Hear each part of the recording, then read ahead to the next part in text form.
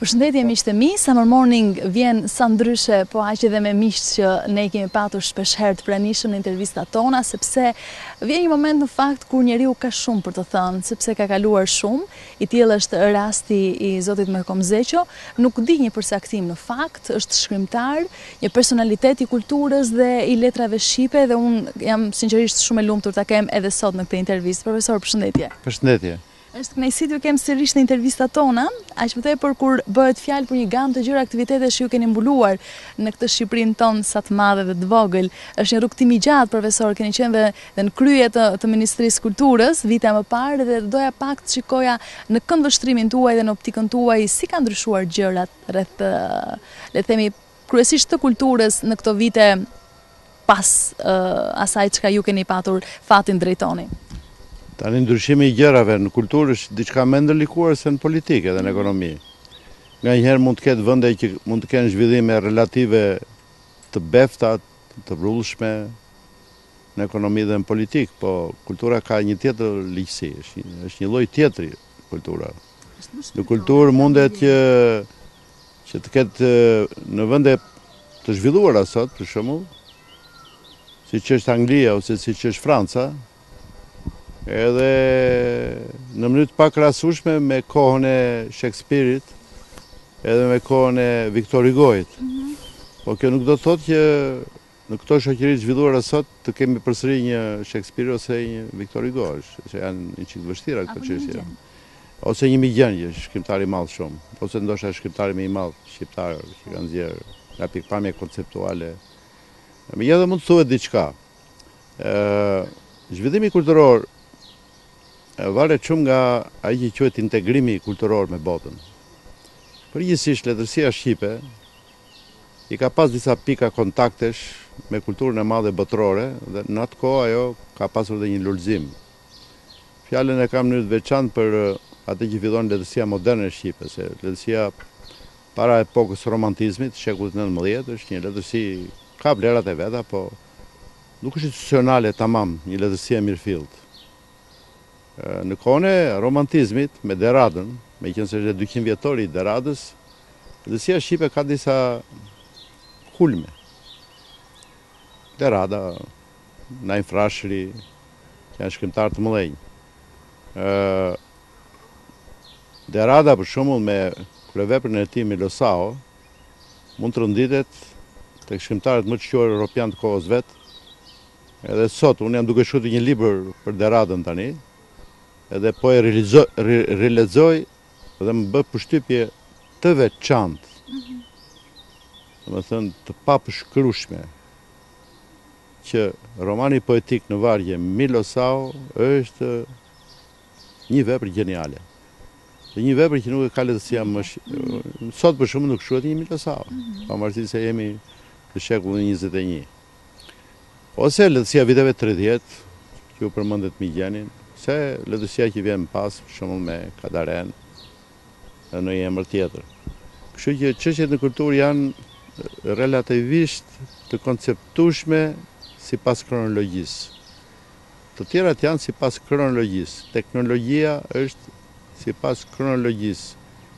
Një celular para 10 vjetësh është më pak i zhvilluar se një celular tani, që është një epokë jashtëzakonshme e mikrochipeve, botës virtuale, e kibernetikës e tjerë. Megjithatë, kultura e një vendi është pjesa më e rëndësishme. Kultura e një vendi është pjesa që ka të bëjë me identitetin, pra letrat kredenciale të një kombi, më shumë se sa nga politikanët përfaqësohen nga shkrimtarët ose artistët në përgjithësi. Ai sa një filozofisë së historisë, që merret me filozofinë e historisë, është një disiplinë vete, Mark Blow thotë, çka mbetet nga një epokë historike është padyshim ajo që quhet strukturë kulturore e kësaj epoke. Nga epoka e Shakespeare-it ka mbetur Shakespeare. Mua nuk më interesojnë shumë emrat e mbretërve, lordëve të asaj kohe. Për një histori politike ka rëndësi, po. Si një epokë mbetet strukturat kulturore. Unë te kam bindje dhe besoj që edhe nga epokat e Shqipërisë më tepër mbeten strukturat kulturore se sa nga njerë ato politike. Pa mohur dhe rëndësinë e këtyre të fundit. Mirë, dolet në një temë që vetveti u me rëndësi, ndërhidhja e politikës me kulturën. Kanë qenë partnere zhvillimi? I ka vënë korniza politika e kulturës apo kanë ndihmuar njëra tjetrën? Unë mendoj që raporti midis politikës dhe kulturës është një raport i vështirë në të gjithë kohërat, pavarësisht sistemeve politike. E para njëherë janë identitete më vete. Politika ka të bëjë me vendimarrjet ekzekutive në kohë të caktuar që mund të kenë pasoja të tanishme ose afatgjata. Gjithsesi në historinë politike, politikanët vizionarë të mëdhenj janë shumë të pakët. Kurse kultura ka diçka tjetër.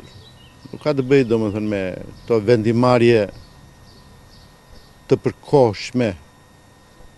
Sepse kultura ose letërsia përfaqësojnë një lloj utopie të ndritur që ka të bëjë përtej sistemeve dhe përtej kohërave. Ka kjo pikpamje, atributi i amshimit ose interkohësisë që ka përcen kohët, letërsia është më e madhe se në politikë. Natyrisht që politika nganjëherë vlerëson kulturën kur ka interesa të caktuara, por përgjithsisht është kultura që konstrukton bazën konceptuale të politikës. Jap një shembull fare thjesht.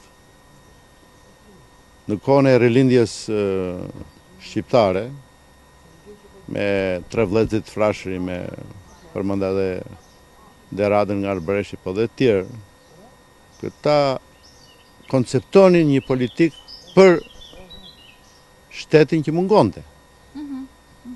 Ne nuk ishim shteti pavarur. Shteti pavarur u bën 1912 nga Ismail Qemali, i cili ishte edhe ai një intelektual i shquar. Po ana vizionare e kësaj politike që lidhet me shtetin ishte tek këta që ishin shkrimtar, që s'ishin as shtetar. Pra nga kjo pikpamje, ajo që udhëheq konceptualisht politikën është kultura. Derisa flasim edhe për një entitet në vete siç është kultura politike, se dhe kultura politike bën pjesë në kulturën në përgjithësi. Unë mendoj që përgjithsisht gjatë kohërave dhe aktualisht politika ndaj kulturës ka një peng të madh dhe nuk bën vlerësimin e duhur. Pra politika nuk është vlerësuese ndaj kulturës dhe njerëzve të kulturës. Ka një raport deri diku negativ. Te ngurtësohen kështu marrëdhënie. Të klasës politike që nuk ka vizionin kulturor, është një vizion më i ulët se sa njerëzve të kulturës. Kjo dëmton apo jo? Kjo sjell dëme të pallogaritshme. Duke marrë parasysh këtu. Kjo tregon që ne jemi në një stad tranzicioni për sa i përket konceptimit që politika ka mbi kulturën. Një nga filozofët e mëdha, Hannah Arendt, në shekullit 20, që unë adhuroj si filozofe, thotë që në shoqëritë e pacivilizuara, ku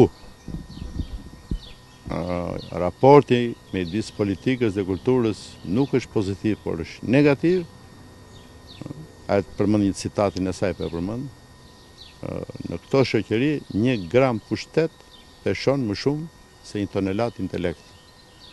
Paka shumë jemi në këto ujëra, megjithëse ka dhe ndryshime, unë mendoj që gjërat do të ndryshojnë, sepse edhe zhvillimi i politikës këto vitet e fundit dhe aktualisht do është një ndryshim që do të përfilli kulturën.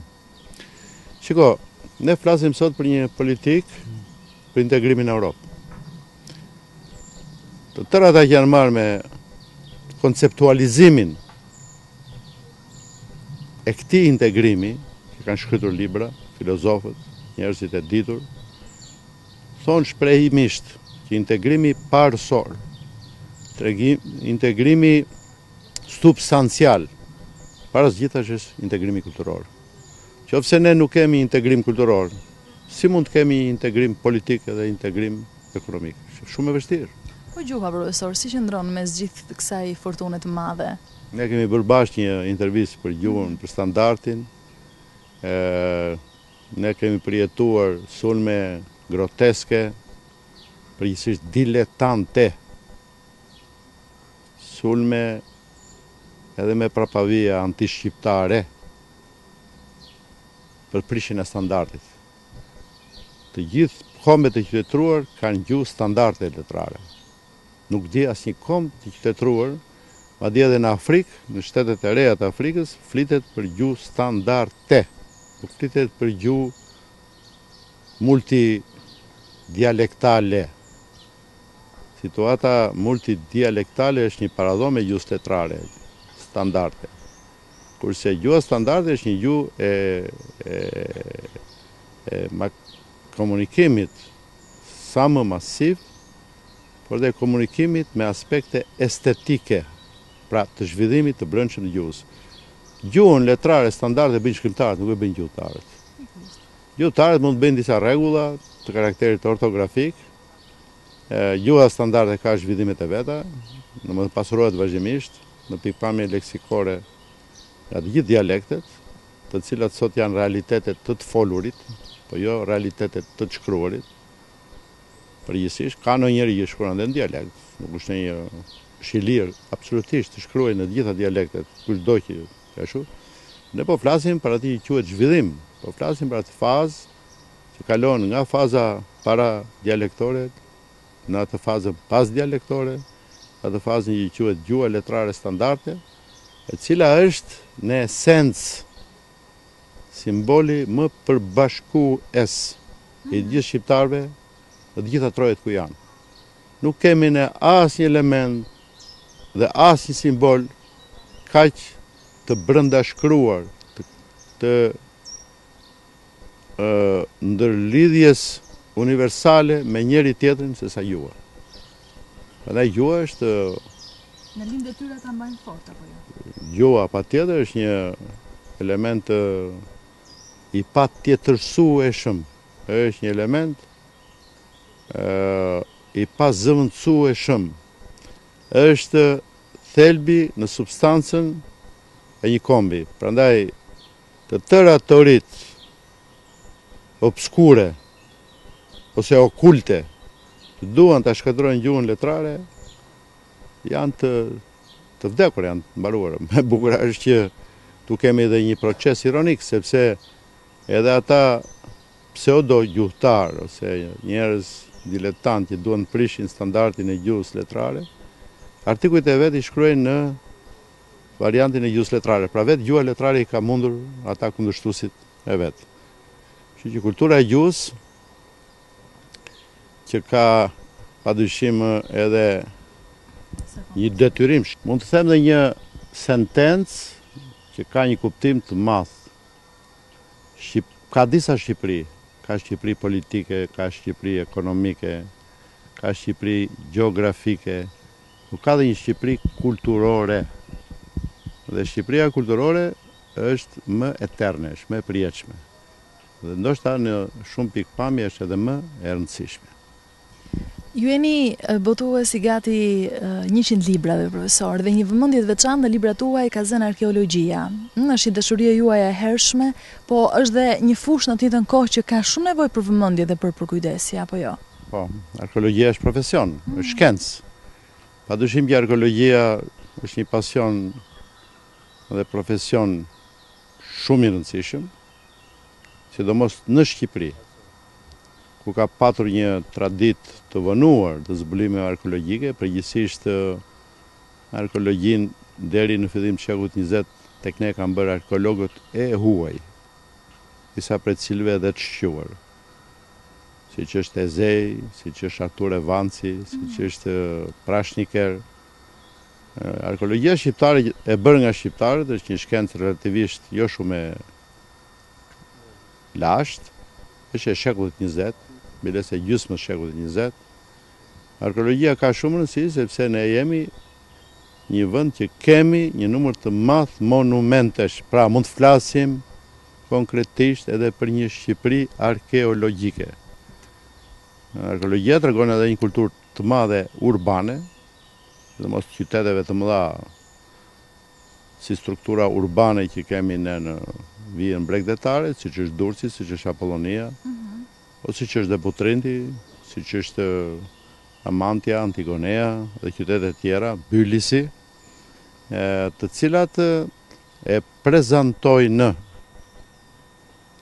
Shqipërinë me dinjitet në bashkëkohësinë e kulturave të shekujve me popujt e tjerë.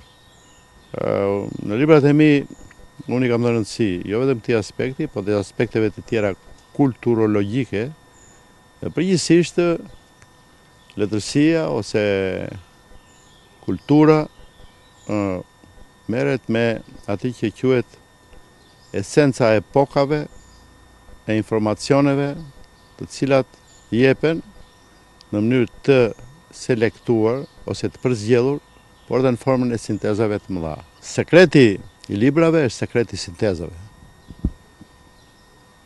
Librat e mëdhenj, librat e vërtet janë sintezat vërteta, ndoshta pak të ndërlikuara, dhe janë një provë e madhe e intelektualitetit dhe mendimit. Natyrisht ne përjetojmë edhe një numër të pafund librash, mediokër, librash të kiç kulturës, po përdor termin që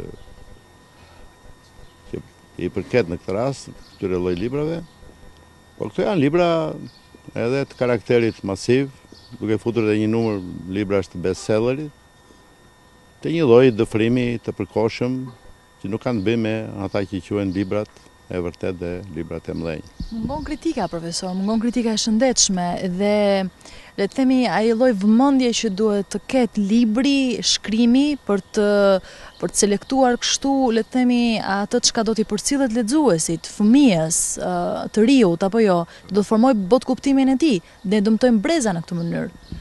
Pa dëshim që mungon kritika. Kritika kene është në një formë shumë të zbetë, në formë latente. Ne jemi nga popujt e pakët në Europë, ndoshta populli më i vonuar, që kritikën institucionale, kritikën shkencore, e kemi lëvëruar shumë pak.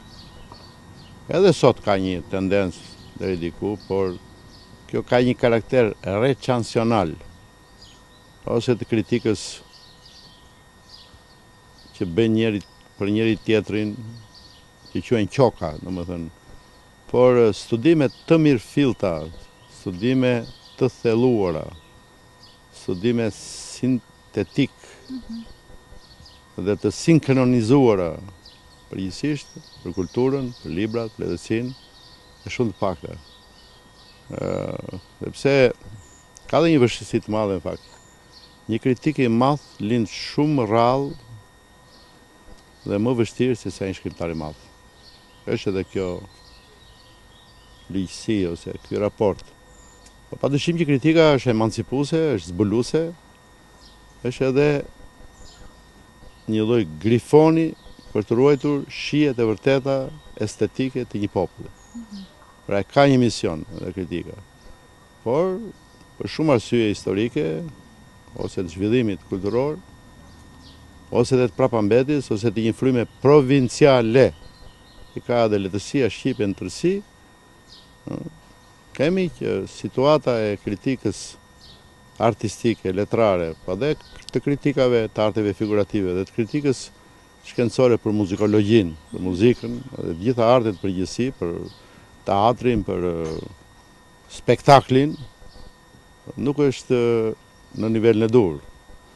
Shumë ne nuk kemi një kritik të specializuar mbi numrin e madh të spektakleve muzikore, të një numrit pafund këngëtarësh diletant, komercial, të hip-hopit ose këtyre rrymave të reja muzikore, në një kohë që muzika e kultivuar, muzika simfonike, muzika e formave më të rëndësishme dhe disa zhanreve shumë të rëndësishme, po thuaj ka vdekur në Shqipëri këto 20 vjet e fundit.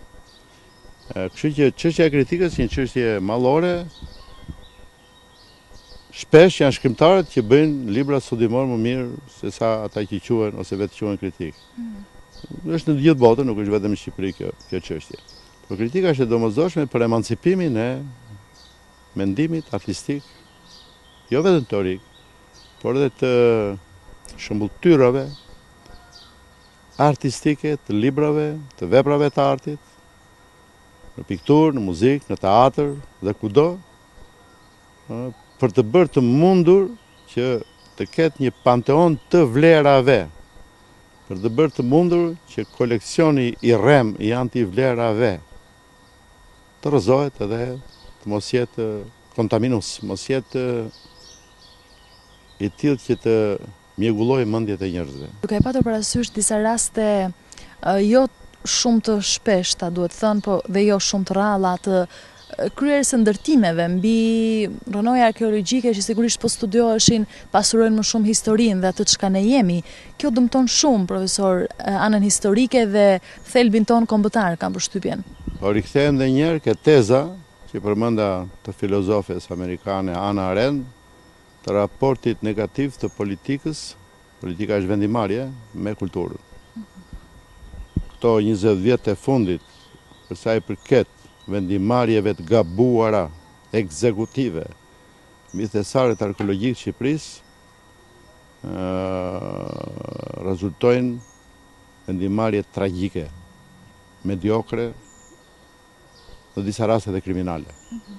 Në rastin konkret, mund të përmendja vetëm shkatrimin e një lagje të tërë të antikitetit vonë, zbuluar në Durrës te kish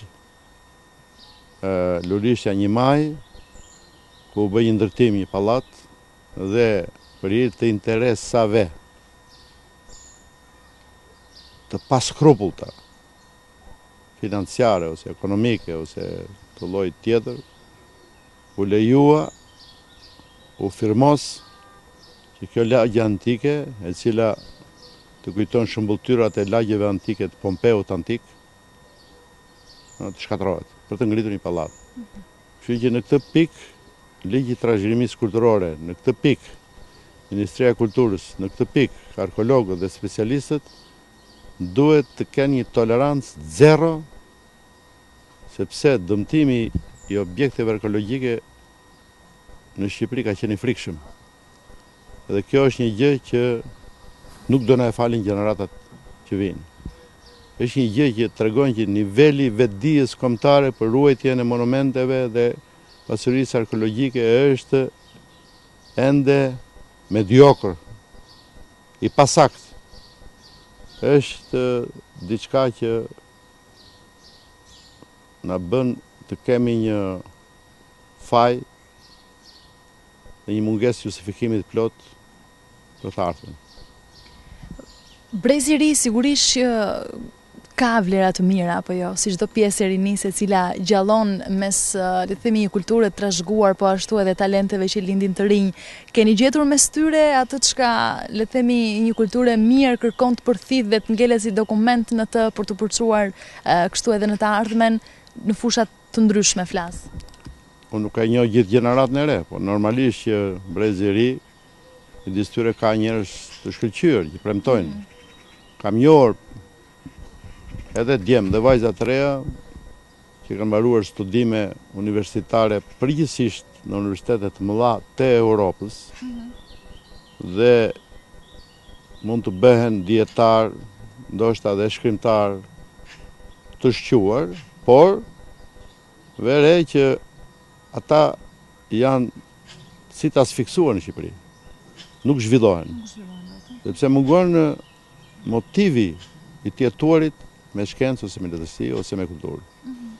Kështu që unë besoj që nga kjo gjenerata e re do dalin. Po përgjithsisht, to 20 vjet edhe gjenerata e re e ka psuar pak nga pikpamja e mungesës së zhvillimit ose ka një lloj rutine të quajtur kulturologjike, po pa substancë të madhe. Por çështja e kulturës është një çështje më ndërlikuar se sa çështja kronologjike, këtë përmenda disa herë më sipër. Kështu që mendoj që pasuria më e madhe potenciale një kombi është zhvillimi i tij kulturor.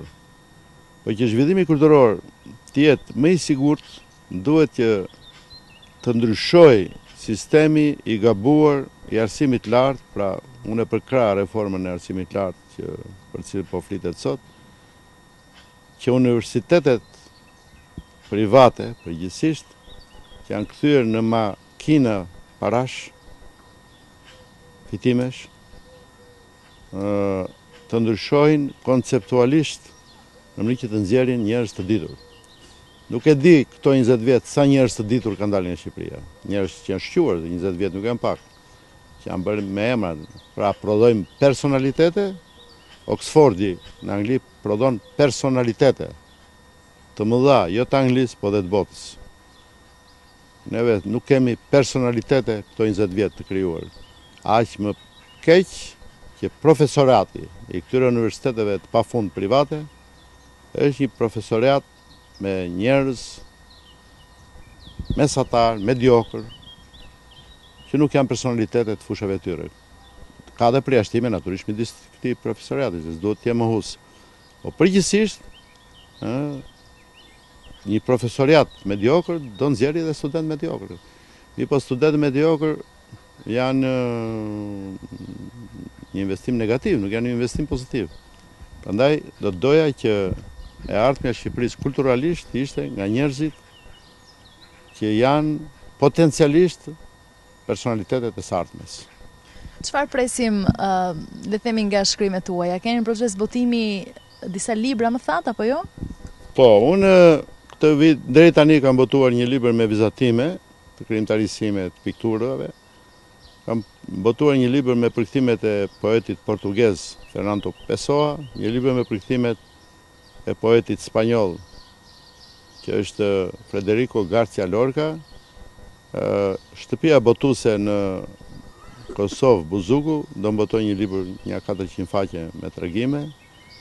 Kam një libër me ese që do ta botoj këtë periudhë në një shtëpi botuese që ma ka kërkuar. Jemi në procese të ulumtimit dhe të vendosjes.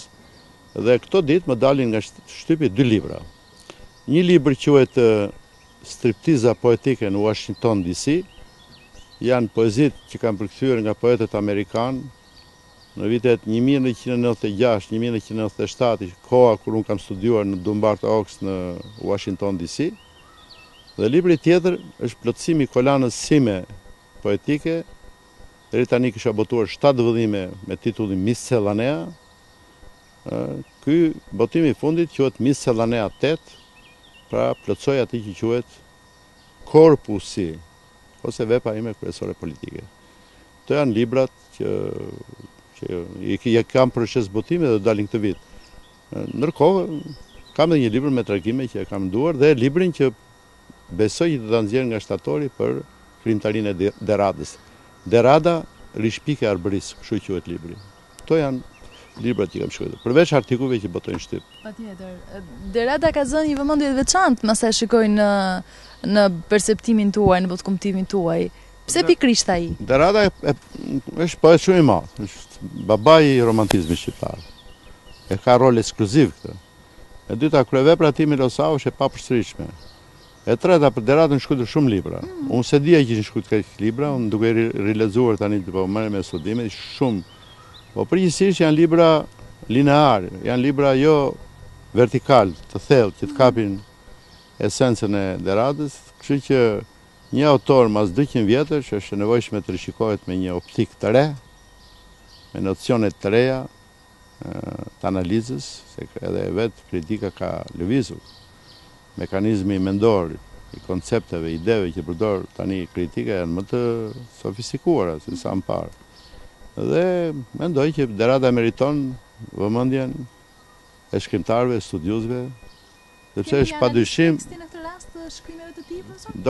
Do ketë dhe një analist teksti të kohës, të veprimtarisë të tij, ai është një figurë deri diku poliedrike, është marrë me gjuhësi, është marrë me politikë, është marrë me publicistik. Është një jetë e çuditshme, është një nga personazhet më të çuditshëm. Ka vdekur në moshë shumë të madhe, gati 89 vjeç, por Ka vdekur i varfër me i cironk në xhep ka vdekur, megjithëse kishte bërë atë punë kolosale. Është një nga shqiptarët më të mëdhenj gjithë kohërave dhe është një nga emrat me të cilën ne mund të realizojmë atë që thash edhe më sipër, që esenca e një integrimi me Europën është integrimi kulturor. Dhe Rada është një nga ka emrat të integrimit kulturor. Që na kanë ndihmuar ta bëjmë këtë apo jo? Besoj se po. Ju falenderoj për kohën dhe për gjithë mesazhet pozitive që përcollu, duke uruar pse jo dhe pushime të mbara. Faleminderit dhe ju dhe ju uroj që po merreni të paktën me emisione me tema të tilla, që duken pak si jashtë bujës informacioneve të bujshme të krimit, kronikave të zeza, të politikanëve, pse këto tema domosdoshme për popullin shqiptar. Faleminderit edhe një herë, profesor. Faleminderit. Miqtë e mi, ju përshëndes edhe ju dhe uroj të kaloni mirë.